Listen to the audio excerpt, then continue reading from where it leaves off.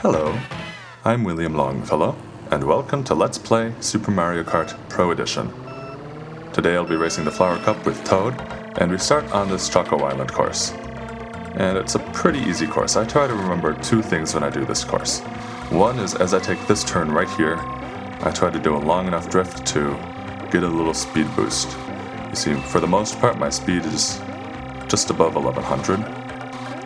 But as I come into the next turn, you'll probably see my speed bounce up into the upper 1100s, or if I'm lucky and skilled enough, there I just touched 1200. And that's a very easy place to do a drift with any of the characters, actually. Now Toad has a very small turning radius, so I can actually do a very long drift here.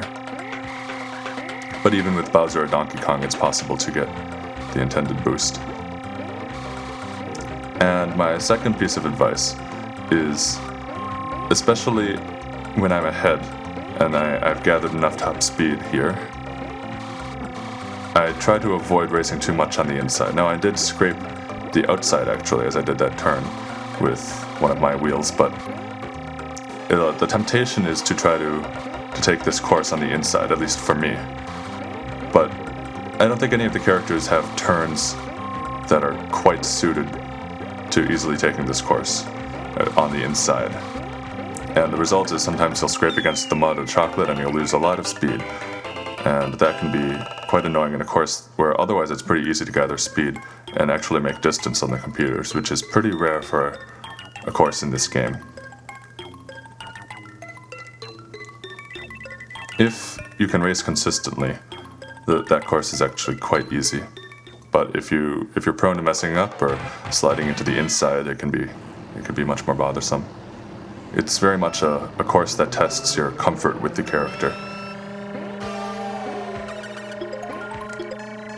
And here we have Ghost Valley 2, and this is actually the shortest course in the game. Just this handful of turns, and there's actually a shortcut here, and I'll attempt it, although I'm not very good at it with the lightweight characters that turn well. I'm better at it with Bowser and Donkey Kong Jr. who have a wide enough turning radius that they can drift into the turn and make the jump more easily than Toad or Koopa, whom I prefer to have face the direction of the shortcut when doing it, and that makes it a little bit more difficult to come into the next turn. And so as a result, I don't think I actually gain that much time on the shortcuts. I think I did it on the third and fifth lap, and they're not any faster than the other laps. But that's largely because of my inability to do the shortcut very well. That comes with practice, of course. And here we have a more difficult course. The computers, I think, are a little bit more aggressive on this course, and hopefully I'll be racing as well as I did in the previous races, which is pretty good by my standards, but the computers are more aggressive. Donkey Kong Jr. will probably stay on my tail even if I race pretty well here. I like to cut off the grass right here, and not on this turn because it's a little too wide, but right here is also a good place to cut across to the other side of the track.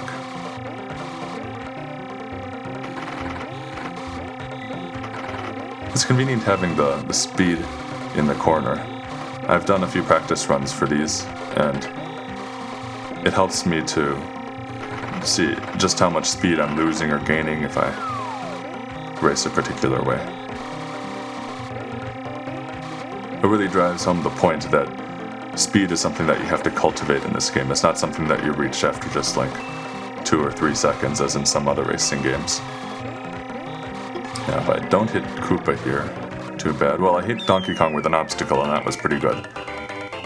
And actually I think because of the way the computers have been mixing around in the points, I'll be far ahead of them in points. I could conceivably get 3rd, 4th place in the next few races and still win the Grand Prix. But I'll try my best anyways.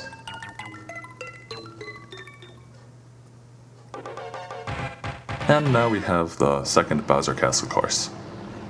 And random person commented in the last video that the first Bowser Castle doesn't look terribly difficult. Looks, in fact, easier than the other Bowser Castle courses. And I would actually have to disagree with that. In my experience, the Bowser Castle, the first Bowser Castle course, is maybe just a smidge harder than this one. And the problem is it looks very easy if you don't make any mistakes. And actually this one looks pretty easy if I don't make any mistakes either. This turn, this S-curve can be pretty difficult, but otherwise the computers always take the left fork on that part, and always take the left fork here also. So for instance, if you want to avoid them and try to catch up, it's pretty easy to avoid their path, or to take their path if you want to throw obstacles, put obstacles in their way. So on a level of playing against the computers, it's a bit easier. And I find in both Bowser Castle courses that if I hit a wall in a bad way, it really hurts me quite a lot. I'm actually making distance on the computers here. Pretty decent distance. And that's better than I usually do. I have a tendency to hit walls, but I also use Bowser and Donkey Kong Jr., who don't accelerate as well when they make mistakes and are much more difficult to control. Toad seems to be managing himself pretty well here. As I did in the Let's Play of Super Mario Kart, I'm going to be using all the characters here. That is, if I can manage this game with tiny characters, which I'm practicing. We'll see if I can improve enough to do it. And I decided to use Toad for this one because I feel like a lot of the courses have turns that kind of favor Toad here. The Bowser Castle course is easier to navigate with Toad, and there are courses later on that are actually more cluttered than the Bowser Castle course. In particular, the next Bowser Castle course is an extremely hard one, and we'll see how well I do on that one.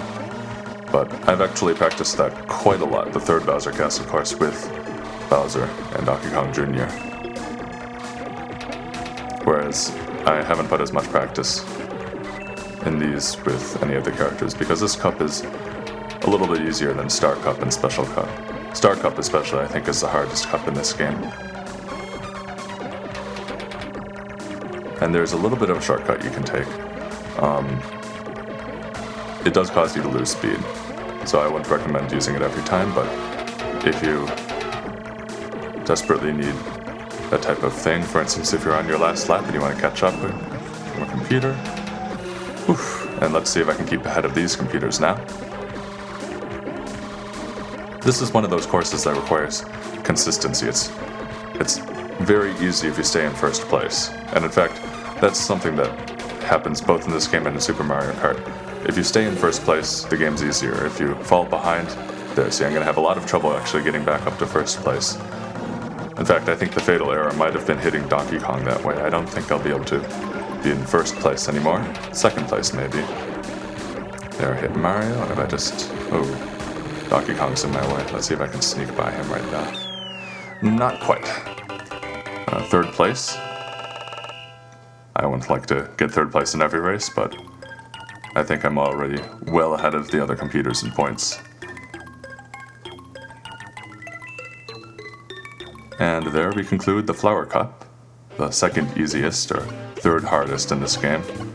And I hope you enjoyed this video, and I hope to see you around next time. Thanks for watching.